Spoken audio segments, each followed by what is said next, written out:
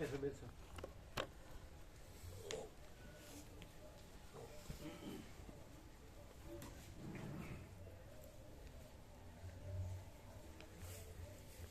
આમાં 13 છે. ભગવાનનું એસી ચાલુ.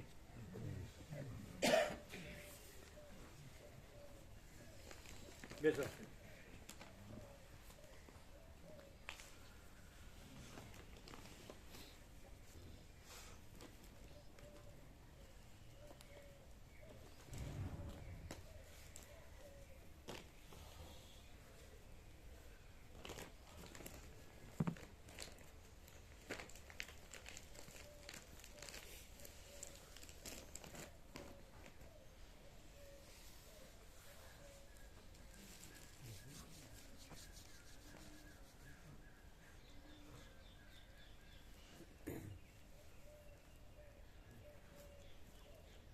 એવું લાગે કે યુપીમાં ગંગા 12-13 એટલે વધારે લાગતું હતું, અહીંયા નથી, વધારે નથી લાગતું. એનું કારણ એવું નથી લાગતું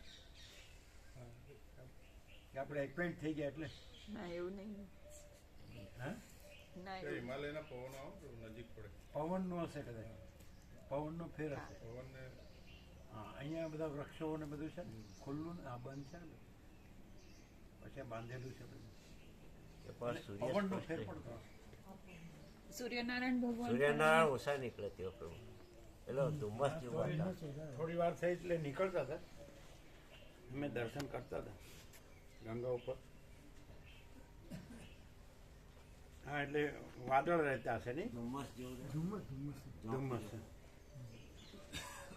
ક્લિયર તડકો નથી આવતો. હા, તડકો જે ક્લિયર આવવો જોઈએ ને, કેવું? તડકો ક્લિયર આવવો જોઈએ એવો નથી અહીંયા આવતો. આપણે જે તડકો ક્લિયર ધુમ્મસની ઠંડક કોઈ ખરી? ધુમ્મસની ધુમ્મસ ના લીધે પવનની નહીં, ખાસ ઠંડક છે નહીં હોય પવનની. પવન હિમાલયના પવન.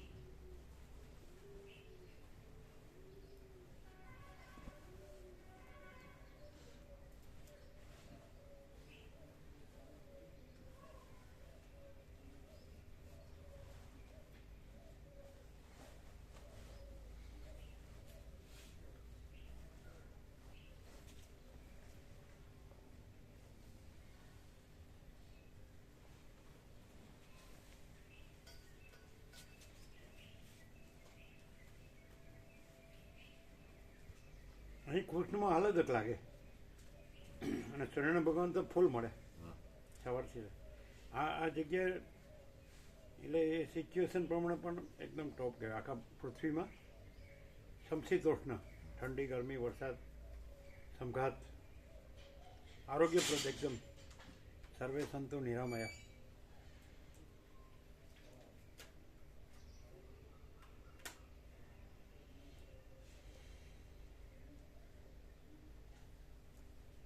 એટલે નિરપેક્ષ સતમાં પ્રકાશથી અર્થ લઈએ તો હું જ્યારે હું સાથે જ નથી હોતો એટલે હું જ નથી એમ, એવો અર્થ લેવાય.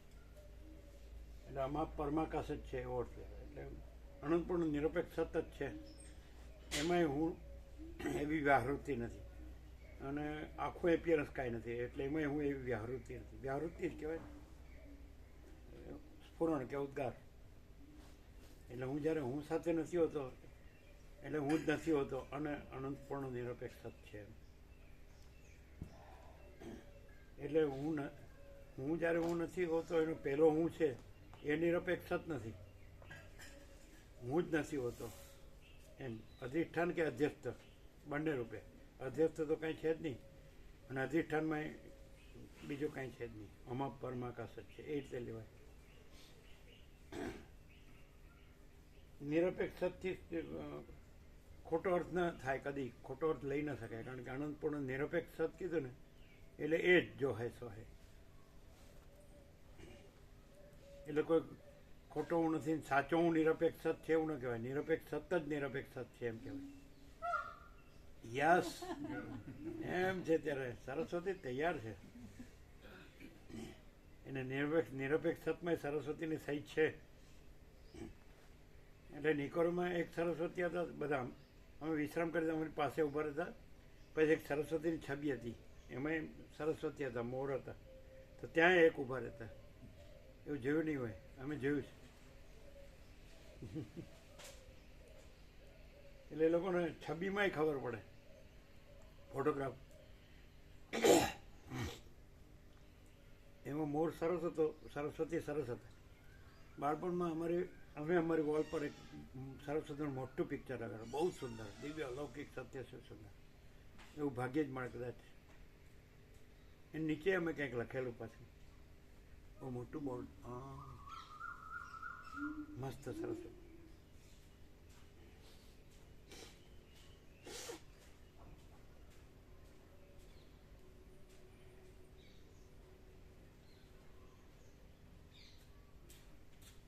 પણ રણકાબંધ ટવકો કર્યો, અત્યાર સુધી નહોતો.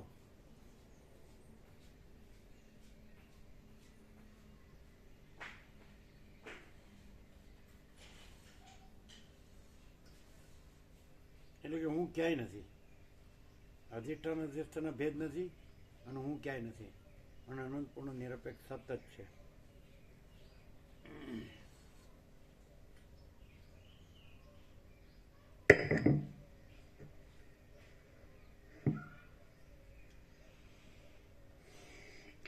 ઓમ ઓમ ઓમ ઓમ, બરાબર છે.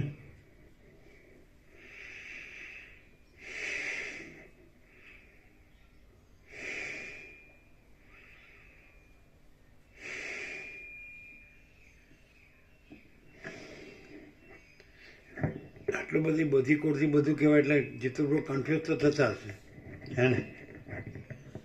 એકદમ આરપાર ક્લિયરમાં શું થાય? અનંતપૂર્ણ નિરપેક્ષ સત છે, પછી એમાં બીજું નથી એવું કહેવા પડે નહીં. કારણ કે અનંતપૂર્ણ નિરપેક્ષ સતમાં સાપેક્ષ ભ્રમ સમજવે નહીં. અનંતપૂર્ણ નિરપેક્ષ સત છે કેવા પણ નથી.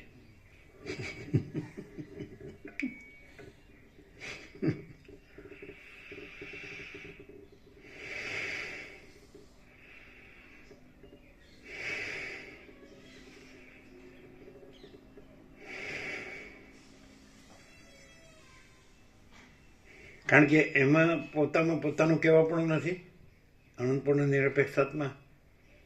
અને અનંતપૂર્ણ નિરપેક્ષ સત છે, કહેનાર પણ નથી, અને એનું કહેવાપણું પણ નથી.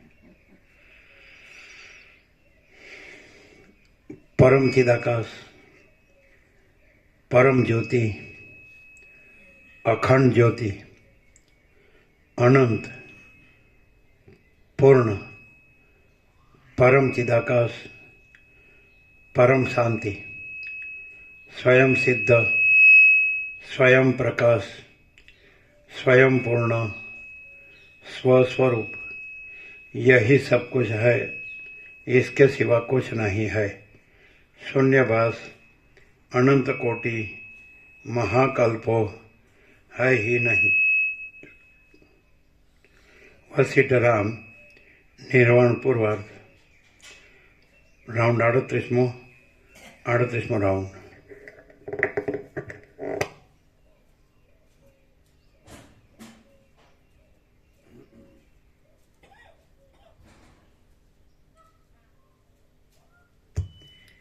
આદ્ય પરબ્રહ્મ સદગુરુ દેવ કી જય.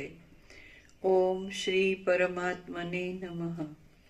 સદગ્રંથોમાં શિરોમણી શ્રી યોગ વાસિષ્ઠ મહારામાયણ નિર્વાણ પ્રકરણ પૂર્વાર્ધ, પેજ નંબર 999, 999, સર્ગ 70મો.